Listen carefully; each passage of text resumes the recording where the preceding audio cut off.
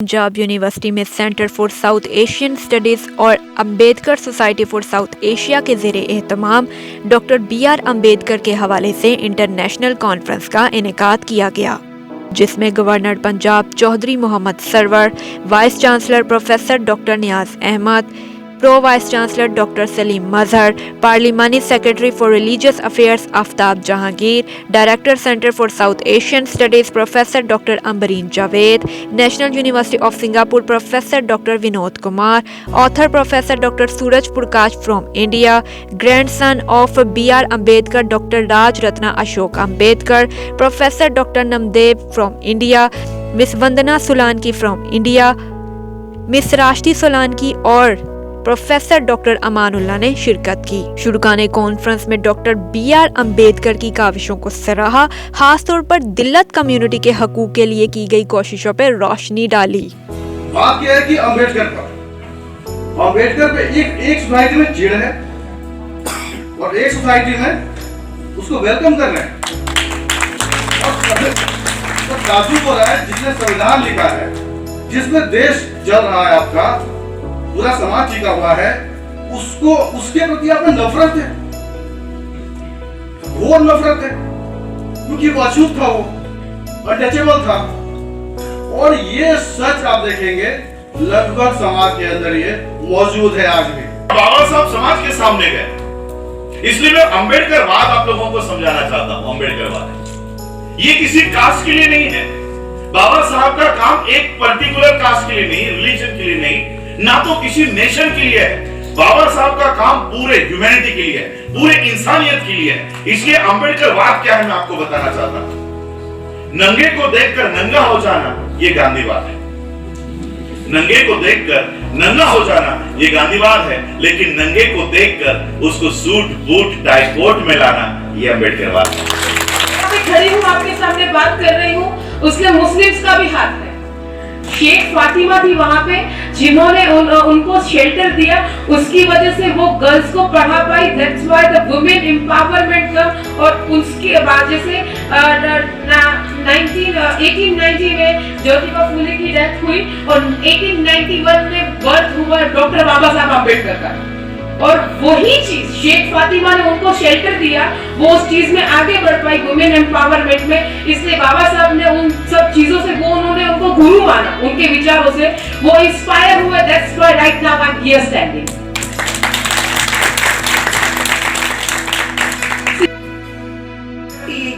वो जो हिंदुस्तान में पैदा हुए हैं, चाहे वो दलित है या ब्राह्मण है, वो तो सिटीजन है। लेकिन जो बाहर से आए क्रिश्चियन और मुस्लिम्स, ये सिटीजन नहीं। तो फिर हमारी क्या आदत मुसलमानों की, उनके होश जाके उन्होंने कहा कि हमें तो सेपरेट इलेक्टोरेट और अलग से नेशन चाहिए अगर डेवलपमेंट करनी है, वरना तो हम इसी सोशल चक्कर में पड़े रहेंगे सारी उम्र। सोसाइटी बदलो, अनटचेबिलिटी को बदलो, कास्ट सिस्टम को बदलो। तो हमने बाबा अम्बेडकर जी से भी मुज़ाकरात की। हमारी क्या आदत है, हमारी मुस्लिम की आदत है। गोरे ब्राह्मण लाल क्षत्रिय बनिया पीले बनाए क्यों ना।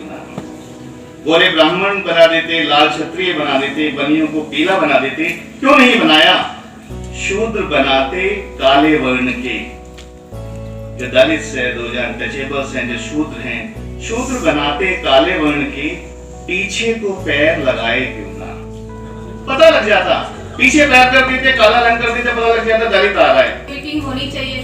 तो जब ये बातें प्रैक्टिकली इम्प्लीमेंट हुई, तब जाके देखा तो सिचुएशन काफी अलग था। पहले जो ड्रिंकिंग वाटर की सिचुएशन थी, वो एक गवर्नमेंट पास करके एक स्कीम इम्प्लीमेंट करती है और एक लोग इम्प्लीमेंट करते हैं, वो भी जब ऐसे कि जब उनको मौका मिले कि आपको आपके गांव की स्कीम बनानी है।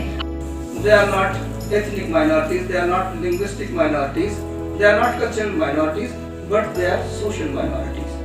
They are national minorities, and he considered them social minorities and national minorities on the basis of their numerical strength. कोई शख्स किसी मुल्क में पैदा हो, खास तौर पर मेरे मुल्क पाकिस्तान में, उसका किसी भी मजहब से, किसी भी कास्ट से, किसी भी उससे ताल्लुक हो, वो पाकिस्तानी है। उसे पाकिस्तानी बोलने का, पाकिस्तानी रहने का, पाकिस्तानी होने का पर फख्र करना चाहिए और अपने आप को मिनॉरिटी से निकाल कर पाकिस्तानियों में शामिल होना चाहिए। और अपनी सलाहियतों की बुनियाद के ऊपर उसे अपनी जगह बनानी चाहिए। पाकिस्तान बनने के बाद अपनी पहली तकरीर में ये फरमाया था कि अब पाकिस्तान बन गया है और पाकिस्तान में रहने वाले सब लोग जो हैं वो पाकिस्तानी हैं, they are citizens of Pakistan and they are equal citizens.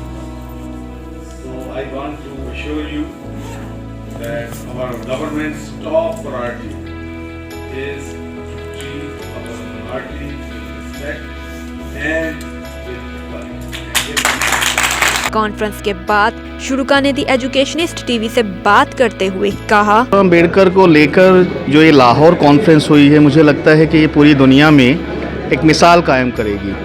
ये मिसाल ऐसी होगी कि ये बताएगी दुनिया को कि डॉक्टर अम्बेडकर जो हैं वो सिर्फ भारत के संविधान निर्माता नहीं हैं, वो एक शांति दूत हैं। एक सामाजिक न्याय का जो पूरा का पूरा जो एक सिद्धांत, एक थियरी है, कैसे प्रैक्टिस में भारत में लागू कर सकते हैं और तीसरी दुनिया के जो देश हैं वहाँ पर लागू कर सकते हैं। इस तरह की जो कॉन्फ्रेंस है अगर वो होंगी तो पूरी दुनिया को तीसरी दुनिया का जो तीसरी दुनिया है उनकी भी एक इमेज क्रिएट करेगा कि जो हाशिए का समुदाय है, जो दलित है और जो महिलाएं हैं, जो अल्पसंख्यक हैं, उनको लेकर जो बहुत चिंतित थे डॉक्टर अम्बेडकर, तो डॉक्टर अम्बेडकर की थियरी उनके लिए एक बड़ा न्याय का काम करने वाली है और आने वाले समय में डॉक्टर अम्बेडकर जो है पूरी दुनिया के लिए एक मिसाल बनने वाले हैं। शायद लाहौर ये पैगाम पूरी दुनिया को इस कॉन्फ्रेंस के माध्यम से देने में सफल हुआ है, कामयाब हुआ है।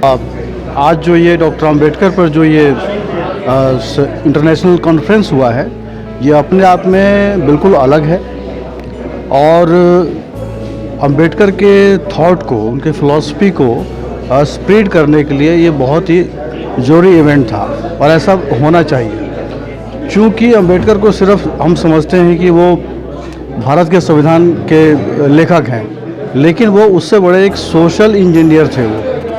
उनका पूरा प्रैक्टिस, उनका पूरा काम, वर्क, वो जितने हाशिए के लोग थे, जितने वंचित समाज के लोग थे, उनको आगे बढ़ाने के लिए था। और उससे बड़ी बात कि वो एक शांति दूत के रूप में थे। वो चाहते थे कि हिंदू, मुस्लिम या अन्य धर्मों में एक एकता हो, भाईचारा हो। तो ये जो प्रेम का जो संदेश था, ये अम्बेडकरवाद की सबसे बड़ी एक जीत है और ये ही अम्बेडकरवाद का सच्चा ये आधार है।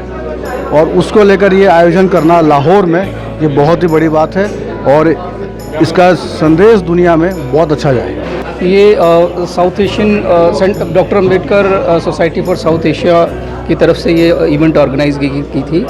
ये इंटरनेशनल कॉन्फ्रेंस थी जिसमें 6 डेलीगेट्स भारत से आए थे और ये मुझे लगता है कि यूनिवर्सिटी ऑफ पंजाब में या पाकिस्तान में इस तरह की पहली कॉन्फ्रेंस है जो माइनॉरिटी राइट्स पर हो रही है। और इसमें बेसिकली माइनॉरिटीज़, चाहे वो भारत में हो, पाकिस्तान में हो या साउथ एशिया में कहीं भी हो, उन सब के इश्यूज़ को लेकर उनको हाईलाइट करने की कोशिश की गई है और ये बहुत ही कामयाब कॉन्फ्रेंस रही और इसके लिए मैं यूनिवर्सिटी ऑफ पंजाब का शुक्रिया अदा करता हूँ।